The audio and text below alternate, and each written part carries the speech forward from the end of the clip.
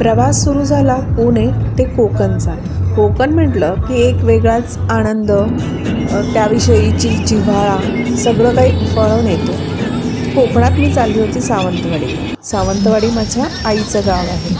So आम्ही तिथे दरवर्षी जातो. खूप मस्त आहे. म्हणजे तुम्हाला कळेलच पुढे.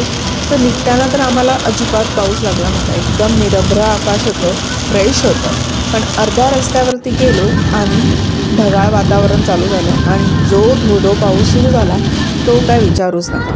त्यामुळे आम्ही गाडी एकदम सावकाशच चाललो होतो, कारण की उशिरा पोचलो तरी चालेल पण व्यवस्थित गेलेलं सगळ्यात उत्तम. सो पहिलं मध्ये थांबलो आणि मस्तपैकी गरमागरम कॉफी प्यायलो. मध्ये पाऊस ऊन असंच चाललं होतं, पण आम्ही सावकाशच म्हटलं जाऊया. हा कर्नाटकचा हायवे आहे, बघू शकता तुम्ही. खूप सुंदर बनवलं आहे त्यांनी. आम्हाला मध्ये एक ॲक्सिडेंटसुद्धा लागलेलं. सो खूप ट्रॅफिकमध्ये आम्ही अडकून गेलो, पण पुढे चालत होतो हळूहळू. आम्हाला पोचायला खूप लेट झालं. ॲक्च्युली निघालोसुद्धा आम्ही उशिराच होतो. आम्ही 11 वाजता निघालो होतो तरी अराऊंड, आणि आम्हाला पोचायला 8-8:30 वाजले. मग ह्यावर्षी आम्ही आंबोली घाटातून जाणार होतो, कारण की सावंतवाडी आंबोली घाटाच्या थोडं जवळच आहे. सो आम्ही आंबोली घाटातून जाणार होतो. गोवा वेस आलं की एकदम मस्त वाटतं, कारण घर जवळ आलेलं असतं आईचं. आम्ही आंबोली घाटात थोडा वेळ थांबतोच, नक्कीच थांबायचंच. तो काय म्हणतात, तो रूलच आहे तो थांबणं. आंबोली घाटात मस्तपैकी एक छोटासा ब्रेक घेतला चहासाठी, आणि तिथून पुढे आम्ही आईच्या घरी पोचलो. आणि आईच्या घरी पोचेपर्यंत रात्र झाली. पण सकाळी उठल्यावर आम्हा सगळ्यांचं पहिलं काम असतं ते म्हणजे बाबांची आमच्या बाग फिरणं.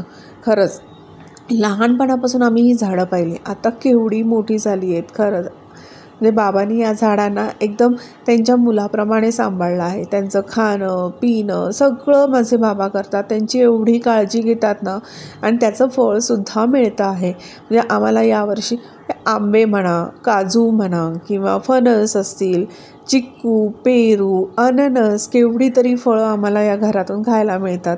नारळ तर मी भरपूर घेऊन येते. खरंच नारळ तर भरपूर मिळतात. फुलांची वेगवेगळ्या प्रकारची झाडं, वेगवेगळ्या प्रकारच्या जास्वंद्या. बाबांनी खूप सारी झाडं लावली आहे. बाबांना खूप आवड आहे. आणि याच्यातच माझे बाबा खूप बिझी असतात. ते घरी काही ना काही काम करत असतात. त्यांना अजिबात आवडत नाही की असं बसून राहणं. आणि आम्हालासुद्धा ते बसायला देत नाही. आम्हालासुद्धा सांगत असतात उठा आणि कामं करा, बसून काय होणार आहे. त्याच्यामुळे आम्हीसुद्धा थोडं का होईना थोडंफार फुलाची पाकळीसारखं काम करत असतो. पण माझे बाबा खरंच ग्रेट आहे.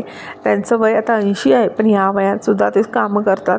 आणि खूप मेहनतीची कामं असतात. गावाला गेल्यावर फक्त असं नाही की आपण फ्लॅट सिस्टममध्ये राहिलं, तसं नाही. आपलं स्वतःचं जर एक इंडिपेंडंट हाऊस असेल तर त्याच्या मागे बरीच कामं असतात. आणि झाडं वगैरे लावली की सुद्धा बरीच कामं असतात. तर यावर्षी माझा भाऊसुद्धा आलेला, भावाच्या मुली होत्या, त्यामुळे अजून मज्जा आली. आम्ही फक्त असतं की कंटाळा येतो, पण बहिणींना काय माझ्या वेळ मिळाला नाही, त्यामुळे भाऊ आला होता. आई पण मस्त एकदम छान वेगवेगळ्या प्रकारचे पक्वानं बनवून घालत होती आम्हाला. ॲक्च्युली आमच्या इथे मासे खूप कमी मिळतात पुण्याला, त्यामुळे आई आम्हाला पुण्याला गेल्यावर नक्की मासे खूप खायला घालते. इथे माझा मुलगा क्रिकेटसुद्धा खेळायला गेला होता. समोरच घराच्या समोर मोठं ग्राउंड आहे, तिथे मुलं क्रिकेट खेळत होते. पण माझ्या मुलाला काय त्यांची मालवणी भाषा समजली नाही, त्याच्यामुळे तो रिटर्न आला. दुसऱ्या दिवशी सकाळी आईने मस्तपैकी इडल्यांचा ब्रेकफास्ट बनवला होता. सगळ्या मुलांनी आंबे काढायचा अनुभव घेतला. आणि हे खरंच आहे, गावाला जाऊन आपण खूप बऱ्याच गोष्टी शिकतो. फ्लॅट सिस्टममध्ये आपण शाळा आणि नवीन खेळ येतात, जसं की फुटबॉल आहे. आणि म्हणजे मुलं काहीही गेम खेळतात आजकालचे. खरंच आपल्या लहानपणी किती छान गेम होते.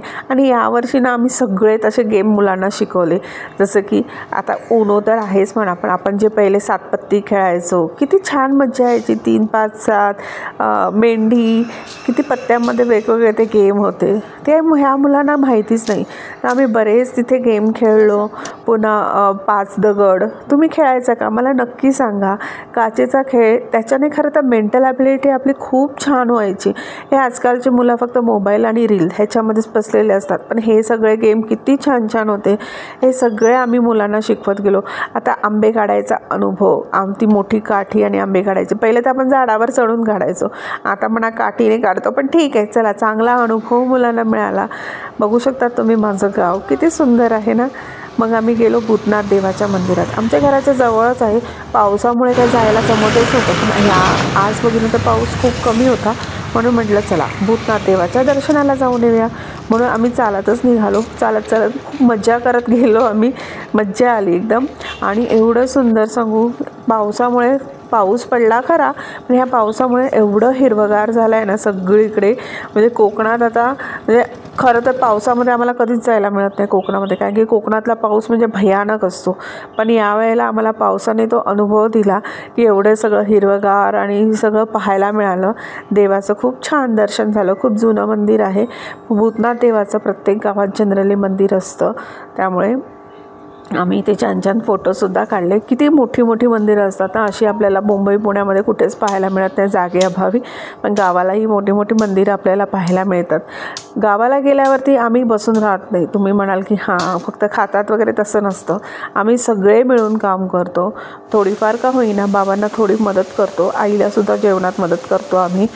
संध्याकाळच्या वेळेला खूप पाऊस पडतो.